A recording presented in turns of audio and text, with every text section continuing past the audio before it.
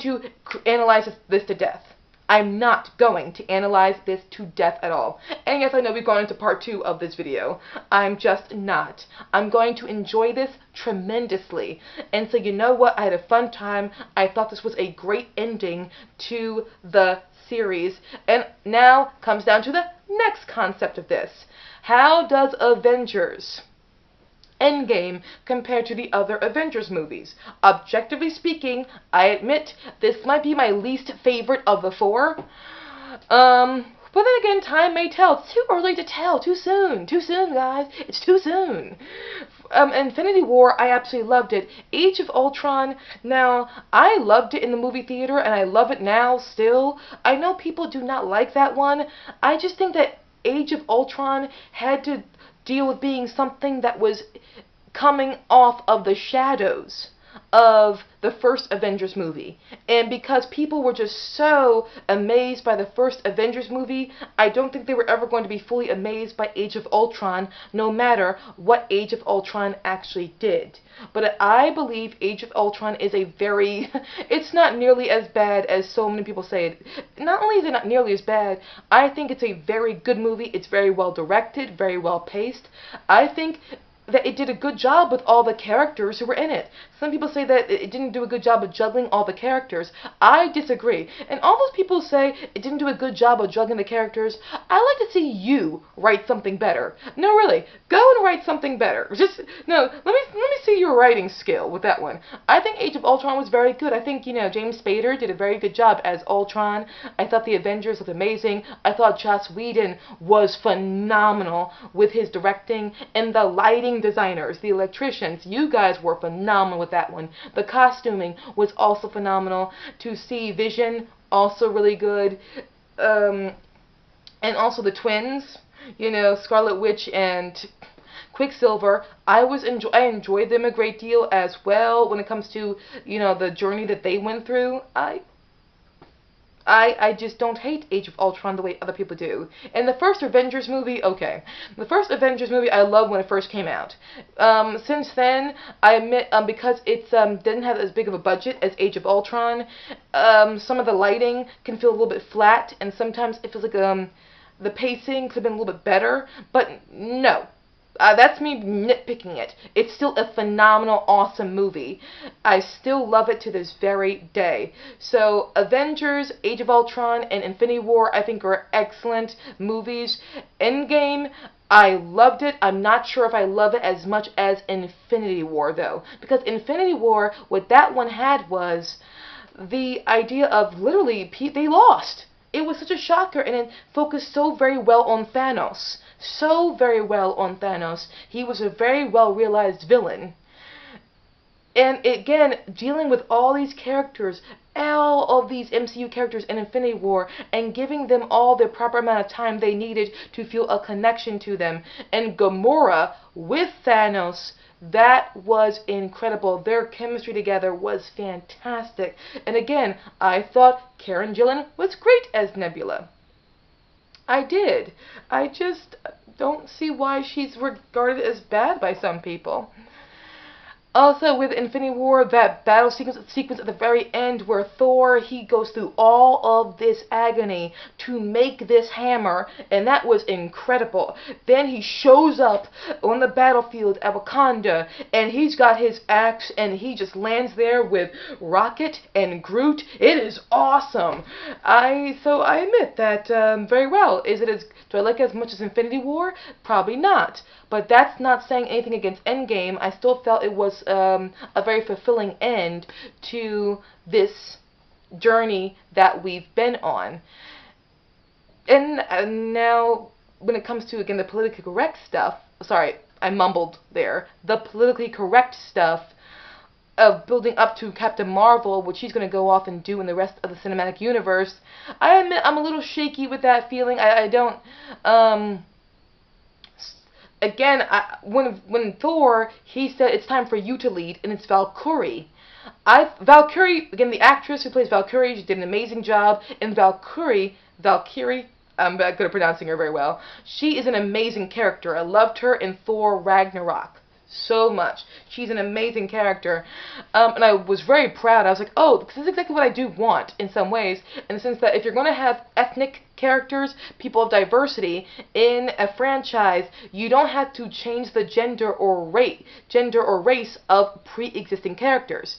Just create new characters and then give them the limelight or put them on the same level as the characters, who are Caucasian or male. We still have Thor, played by Chris Hemsworth. He could still go off and he can still, I think it's probably going to happen, he can still be a part of the MCU. I feel like he's still going to be a part of the MCU with how they geared him off at the end to be going off with the Guardians of the Galaxy. But Valkyrie, it's like, oh, you created a ethnic character. You did not just take Thor and make him into a black female. You did not take Captain America and make him to a female as well. You didn't do these things. You took Captain America and then and then he hands the shield over to his friend, a black male character. You took Thor and he hands over the right to rule to Valkyrie, a black female character. It's creating another character that is ethnic instead of just replacing the white or male characters with a female or a person of color. I find that to be better than just simply, hey, we're going to just change the gender of a male character because, yeah, women's rights. Or we're going to take a white character and make them black because of women's, ethnic rights. No, you don't have to do that. Just create a new character. Put them on the same level as the Caucasian or male character. I do like that. But with all the politically correct climate that we have right now, it's hard to tell if they're doing this because they really do that was just the right thing to do, or because they're trying to strike off check boxes. But then again, at the same time, the characters that Captain America and Thor handed over, the reins over to, are very good characters played by very good actors and actress. So, you know what? I'm letting it be what it is. I'm happy to see the diversity because it's diversity that just was well built up to. But at the same time, I'm hoping that the intent behind it was done in the best sense. If it's a hollow intention, it's going to always be a hollow, delivery. So there's that as well. Is there anything I'm forgetting before I let this go?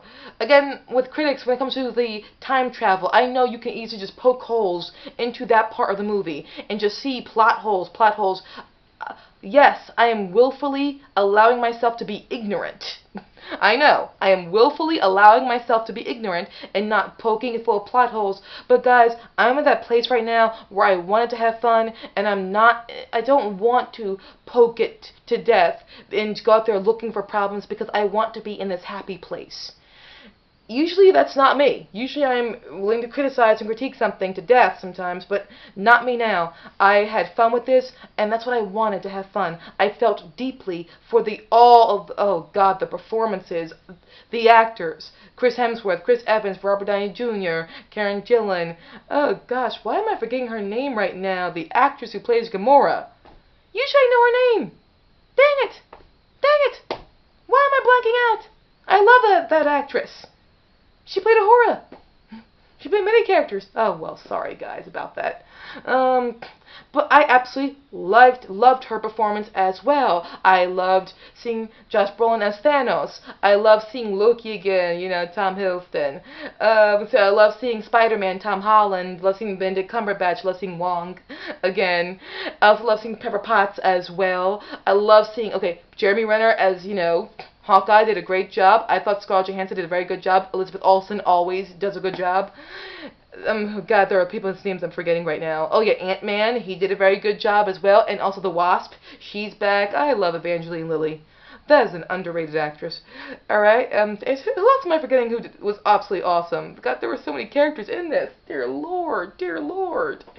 But they all gave excellent performances, and when you are able to get an emotional reaction out of me, that's always a plus. And they do. They all do their part, come together, and get the emotional reaction they need. Oh, and also, another thing I loved with the time travel bits, where Steve Rogers, Captain America, goes into the elevator to get the Tesseract. And you think it's going to be the elevator scene from Winter Soldier. No, all he does is say, "Hail Hydra." that just threw me for a loop. I was like, oh, that is so cool. And when he says to his other self, I can do this all day, and he's like, yeah, I know.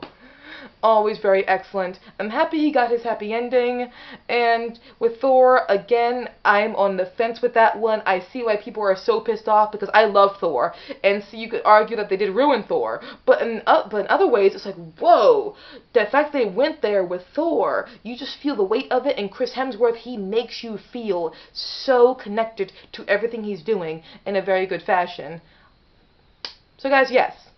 Is it perfect movie? Probably not. But here's the thing, could it have been perfect? With a movie with this much scope and scale to it, this many characters, this many things to resolve, what perfection could they have fully reached?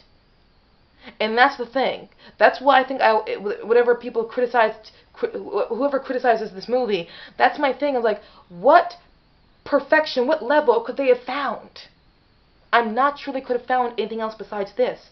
And that's makes me happy. And I know with Thanos, he's not as well realized, possibly, as he was in Infinity War. Now he feels like a villain, just a villain. You know what?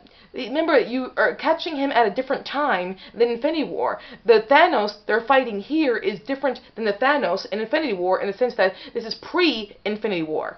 So he's probably at a different place emotionally because of where he's at in his conquest. See? Think about it. This, in Endgame, is more of Thanos around the time of Guardians of the Galaxy and post-First Avengers, maybe, or whatever time he's coming from. This is him before things got too complicated or so complicated, now it made his character more complex. So I'm going with, where is this Thanos in the timeline? So I still enjoyed Thanos as much as Infinity War? Perhaps not. But still, I enjoyed him. Still, I enjoyed this movie. And for what they had and what they had to achieve, did I think they did the best they could with it? Yes, they did. Did I think they did the best anybody could have done with it? Yes, they did. It's just with a movie of this scale, this size, what is perfection? Who knows? Who knows? Thank you guys so very much for listening to my views of Avengers Endgame. If I got any characters' names mixed up, my bad. My bad. I'm talking about a lot of people. I am just talking about a lot of freaking people. So thank you guys so very much. You guys were awesome. You were absolutely wonderful. And it'll be very nice to see you all again. Peace out, guys.